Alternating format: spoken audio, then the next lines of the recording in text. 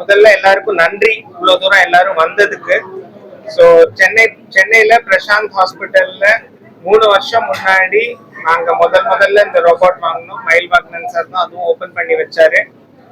அப்போ இதுதான் first robot சென்னையில. அண்ட் அதுக்கப்புறம் இப்போ கிட்டத்தட்ட ஒரு 15 ரோபோட் வந்தாச்சு. எல்லாரும் இப்ப டெக்னாலஜில ஆப்ரேட் பண்ண ஆரம்பிச்சுட்டாங்க. இது முதல்ல ஆரம்பிச்சப்போ பேஷண்ட்ஸ்க்கு நல்ல ரிலீஃப் அண்ட் அவங்களோட ரெக்கவரி எல்லாம் ரொம்ப நல்லா இருந்துச்சு. அதுலயே இப்ப நிறைய சேஞ்சஸ் கொண்டு இன்னும் லேட்டஸ்ட் அட்வான்ஸ் டெக்னாலஜி எல்லாம் யூஸ் பண்ணி இந்த ரோபோட் தான் 4th ஜெனரேஷன் ரோபோட், இருக்கிறதுலயே மோஸ்ட் அட்வான்ஸ்டு ரோபோட். ஸோ இதை வச்சு ஆப்ரேட் பண்ணி ஆயிரக்கணக்கான பேஷண்ட்ஸ் இப்போ நல்லா நடந்துட்டு அவங்க வாழ்க்கையை நல்லா இன்பமா வாழ்ந்துட்டு இருக்காங்க. அதுல சில எக்ஸாம்பிள்ஸ் தான் நீங்க இப்போ கொஞ்ச நேரத்துக்கு முன்னாடி பாத்தீங்க.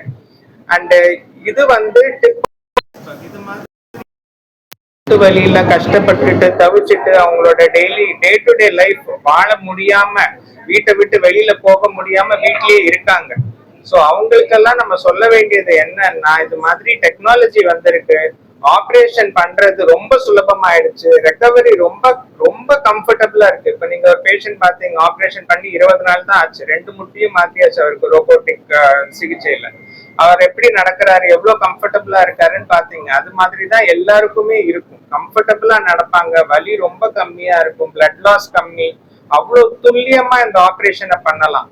அண்ட் இந்த ஆப்ரேஷனை அவங்க கால் எவ்வளவு தூரம் வளைவு இருக்கோ எக்ஸாக்ட்லி, அதாவது அவங்களுக்கு மூட்டு தேய்மானம் ஆரம்பிக்கிறதுக்கு முன்னாடி அவங்க கால் எப்படி இருந்ததோ ஆப்ரேஷன் பண்ணிட்டு அதே மாதிரி அவங்க மூட்டு தேய்மானம் ஆகிறதுக்கு அப்புறமும் அதே மாதிரி அலைன்மெண்ட் கொடுக்கறது தான் பேஷண்ட் ஸ்பெசிபிக் அலைன்மெண்ட்.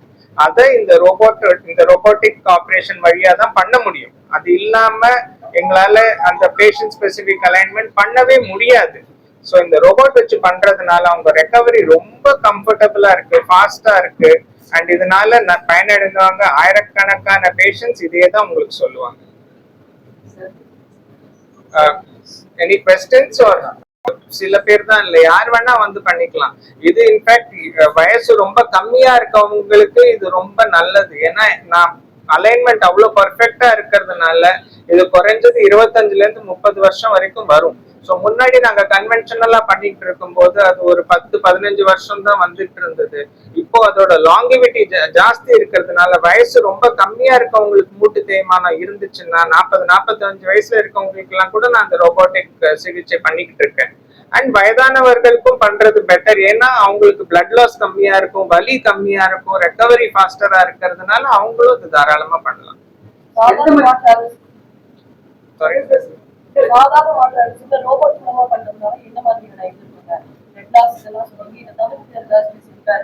அதான் ரெக்கவரி ரொம்ப ஃபாஸ்டரா இருக்கும். நாங்க இம்ப்ளான்ட் யூஸ் பண்றது இருக்கிறதுலயே லேட்டஸ்ட் இம்ப்ளான்ட் யூஸ் பண்றோம். அந்த இம்ப்ளான்ட்டும் பர்ஃபெக்டான பொசிஷன்ல வைக்கிறதுனால லைஃபோட அந்த இம்ப்ளான்டோட லைஃப் ரொம்ப வருஷத்துக்கு வரும்.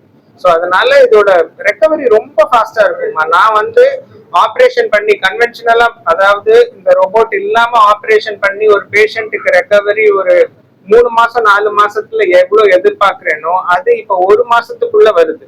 ஸோ அதனால பேஷண்ட் முன்னாடி அந்த பிசியோதெரப்பி என்ன பண்ணா வலிக்கும், அந்த கஷ்டப்பட்டுட்டு இருக்கிறது அதெல்லாமே ஃபுல்லா போயிடுச்சு. ஸோ அவங்க ரெக்கவரி ரொம்ப ஃபாஸ்டா இருக்கு. அவங்க இயல்பான வாழ்க்கைக்கு திரும்பறதுக்கு இதுதான் பெஸ்ட். ஸோ அதனால இட் இஸ் வெரி அட்வான்டேஜஸ். இப்ப மூட்டு தேய்மானம் பாத்தீங்கன்னா 4 ஸ்டேஜ் இருக்கு. ஸ்டேஜ் 1ன்றது ரொம்ப ஏர்லி ஸ்டேஜ். அப்ப நம்ம படிக்கட்டு ஏறும்போது கொஞ்சம் முட்டிக்கு முன்னாடி லைட்டா பெயின் இருக்கும். ஸ்டேஜ் 2 இன்னும் கொஞ்சம் ஜாஸ்தி, அதாவது நம்ம ஒரு படி இப்போ ஸ்டேஜ் 1ல அவங்க 4-5 ஃப்ளோர் ஏறுவாங்க. ஆனா கடைசியில ஏறி முடிச்சதுக்கு அப்புறம் முட்டி வலி லைட்டா ஆன்டீரியர் தை பெயின் சொல்லுவோம், அது மட்டும் வரும். ஸ்டேஜ் 2ல அவங்க நடக்கிற டிஸ்டன்ஸ் 4 கிலோமீட்டர் 5 கிலோமீட்டர் இருந்துச்சுன்னா அந்த 5 கிலோமீட்டருக்கு அப்புறம் வலி ரொம்ப இருக்கும். ஸ்டேஜ் 3ல வலியோட சேர்ந்து வீக்கமும் இருக்கும், எலும்பு மேல எலும்பு ரொம்ப உராய ஆரம்பிச்சிரும்.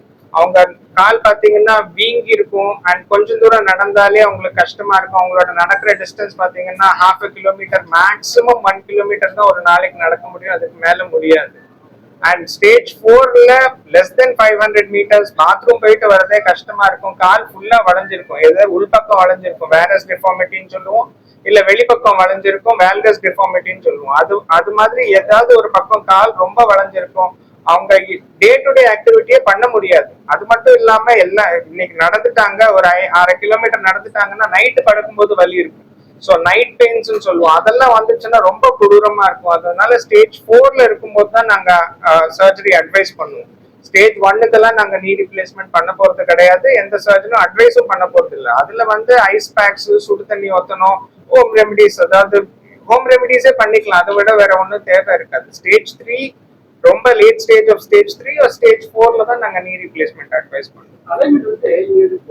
எப்படி இருக்கோ ஆபரேஷனுக்கு முன்னாடி, அதாவது அவங்க தேய்மானம் ஆரம்பிக்கிறதுக்கு முன்னாடி, நான் தான் சொல்றேன் 25-30 டிகிரி வரைக்கும் டிஃபார்மிட்டி இருக்கவங்களுக்கு எல்லாம் நான் நேரம் ஆக்குறேன் கால. ஸோ 4 டிகிரிஸ்ன்றது ஒண்ணுமே இல்லை, எங்களுக்கு 4 டிகிரிஸ்ல வரவே மாட்டாங்க. ஸோ எனக்கு பாத்தீங்கன்னா மினிமம் பாத்தீங்கன்னா ஒரு 10ல இருந்து 12 டிகிரி வளைவு இருக்கும். அந்த பேஷண்ட் தான் ஆப்ரேஷனுக்கே வருவாங்க. அவங்களுக்கு ஒரு 2 டிகிரிஸோ 3 டிகிரிஸோ அவங்க கால் நேச்சுரலா எப்படி இருக்கோ அந்த வளைவு கொடுத்து நான் நேராக்குவேன். 0 ஆக்க மாட்டேன் எல்லாருக்கும், ஏன்னா எல்லாருக்கும் 0 இருக்காது.